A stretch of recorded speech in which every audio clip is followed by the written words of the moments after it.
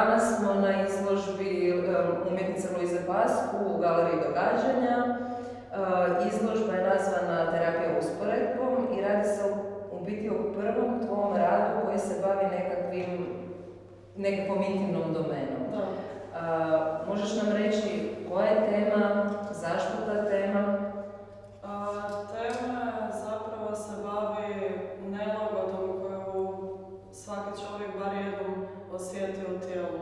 U mom slučaju osobno to je nelagoda sa svojim izgledom ili debljinom ili nerealna slika koju vidim u ogledalu i kako ona utječe na moju svakodnevicu, koliko mi je neugodno prezentirati sebe ili ugodno na koji način se prezentiram, kako ja to vidim krivo, kakve strahove imam da drugi ljudi mene percipiraju.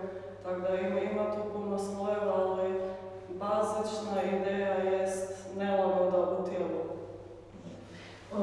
Na slikama, na radovima vidimo u biti, to su tvoji autoportreti koje si ti stavljala u odnos jedan sa drugim i nekako si insistirala, čini mi se u nekima bar na nekakvoj fragmentaciji. I znam kad smo pričale o tom radu da ti je isto bilo bitno nekako istaknuti taj nekakav proces kao nejedinstva tijela pri tvojoj percepciji, znači toga kako ti vidiš svoje tijelo. Možeš malo o tome i općenito koliko ti je to uranjanje u tu temu u stvari možda i doprinijelo nekakvom kao osvještavanju svih tih detalja, tih naših mentalnih stranputica? Zapravo krenula sam iz perspektive da idem kroz rad objasniti sebi šta ja osjećam ili kako ja razmišljam. Zapravo svaka serija radova mi se radi o tom procesuiranju toga.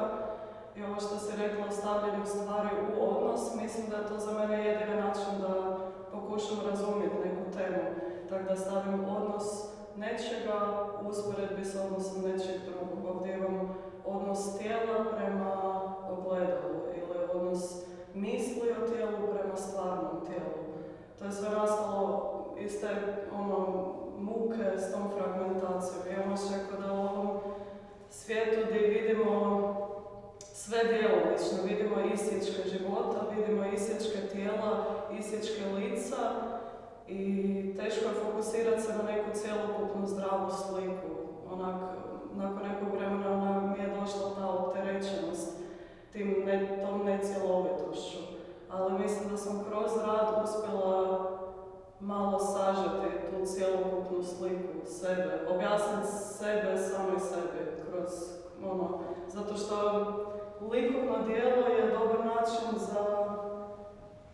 za igranje s nekom temom. Ovdje ne moraš se baviti s tijelom kao nečim ozbiljnim, nego tijelo se svodi na plohe linije. I to je jedan veliki trenutak olakšanja, da napokon tijelo izgubi sve konotacije koje je imalo do tog trenutka i odjednom ostane samo skup likovnih elemenata. I tu, što si napomenula, znači otvara se prostor i nekakvom humoru, malom odmaku i to znam da ti je bilo jako bitno u stvari kad smo pričali, a mislim da se i vidi u radovima. A ono što mi je sad zanimljivo kao tema, to je taj odnos prema tijelu iznutra i ta percepcija vlastitog tijela kao slike. I tu imamo u biti, što je super da si donijela i ovo ogledalo, znači koje je u sklopu postava što će se vjerojatno vidjeti u snimci. Možeš mi reći malo o tome, znači šta je nama tijelo koje jesmo na neki način i kako, znači vidimo, isto se tu negdje čini mi se dogodi taj neki clash. Da, što se tiče samog postava i stvaranja djela, htjela sam da sve bude unutar te domene baš pravog tijela, znači da sve daje dojam kao da stvarno živi. Zato jesu radovi u izvornoj veličini tijela. Htjela sam da bude postav tako da gledatelju da osjećaj kao da može prolaziti kroz tu priču i na kraju doći do samog sebe i pokušati se nositi sa svojim refleksijom ili možda dobiti novi uvid u svoj dojam sebe. I tu smo došli, kad smo razgovarali do one priče kad čovjek sebe, odnosno kad dijete sebe prvi put vidi u ogledalu, da u događa ta neka disocijacija, ali ti si tu isto naglasila, ali ti se vidiš kao niz fragmenata. Da. I to je ono što smo u biti već negdje i prošli u razgovoru. Ono što je meni dosta interesantno da si izabrala neku tu temu koja je tvoja, intimna, ali u biti svačija. I zanimaju me reakcije. Tipa, da li su, ja recimo kad sam vidjela rad bio mi je jako zanimljiv jer sam i sebe isto prepoznala, jer kao onak, nije to samo jednom u životu, nego puno puta u životu pa kad sjedneš pred to ogledalo misliš ti kao, ne idem u tom smjeru više. Tako da me zanima kako su ti ljudi komentirali. Meni se čini da je rad dosta onako bockao u to neko osjetljivo područje. Ne, super pitanja, zato što mislim da je osjetljiva tema isto koliko je i nekim ljudima banalna. Zato što ne radi se tu, na prvi pogled tu se radi o fizičkom izgledu, a zapravo je to psihološki. Ali mislim da su reakcije ljudi često bile neobične baš zbog te banalne fasade. Naprimjer, znam da mi je jedan profesor komentirao nešto u stilu kao ja sam sada arogantna, zato što od sebe crtam. Tako da to je isto bio zanimljiv trenutak gdje shvaćam, ovo je autobiografski do neke mjere, ali je primjenjivo na svakog gledatelja. Tako da taj sam i dojam htjela učiniti. Sebe sam uzela kao motiv zato što je donekle bila terapija za mene kroz rad, ali zapravo sam uzela svoje tijelo kao što bi uzela svačije. Jednostavno ovo što sam rekla. Ali što si rekla da je tijelo kao česta tema, nije samo u medijima sada, nego mi je bilo zanimljivo uzeti temu ženskog akta koja je toliko prisutna u tradicionalnoj umjetnosti i sam pokušao to preraditi na neki novi način, u nekom drugom kontekstu. Vratiti sebi osjećaj, ovo je moje tijelo, ja nisam model nekome, ja nisam nešto što mora biti lijepo, ja nisam nešto što želi biti lijepo, nego ovo je samo moje tijelo, meso. I mislim da je to baš nekako prirodno čak polazište da se bavila svojim tijelom.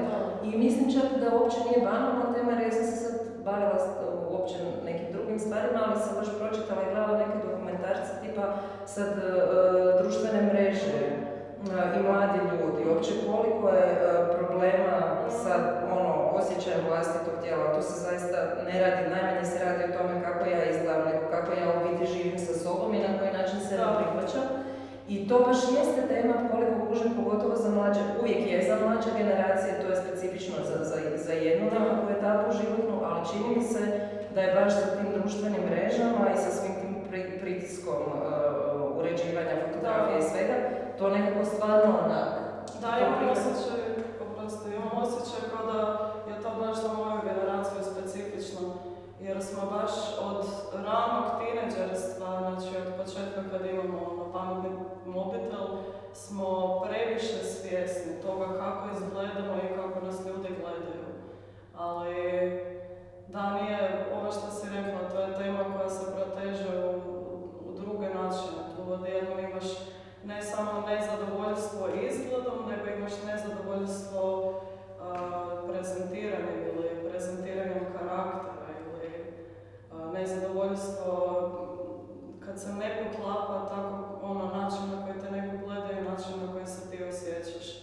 Ali mislim da to nije isto specifično samo za moju generaciju, nego često i za žene. Bar iz mog iskustva, većinu žena s kojima imam kontakt u mom životu su barem u nekom trenutku imale taj pritisak da moraju, biti mršavije ili imati drugačiji oblik tijela ili zauzimati manje prostora. Uglavnom, mislim da je to isto specifično ženski problem često. I tu sad još jednu stvar koju smo isto dotakli kad smo razgovarali, ta dvostruka nelagoda. Znači ta banalnost toga da je to sad kao tijelo, nešto tijelo, kao imaš ti pamet pa nije sad tijelo jedino s čim ti komuniciraš. I onda nekako to opterećenje toga, pa zašto je sad to meni bedesno? I tako da se tu stvara jedan onak kao dosta bubble, neki čudan. I to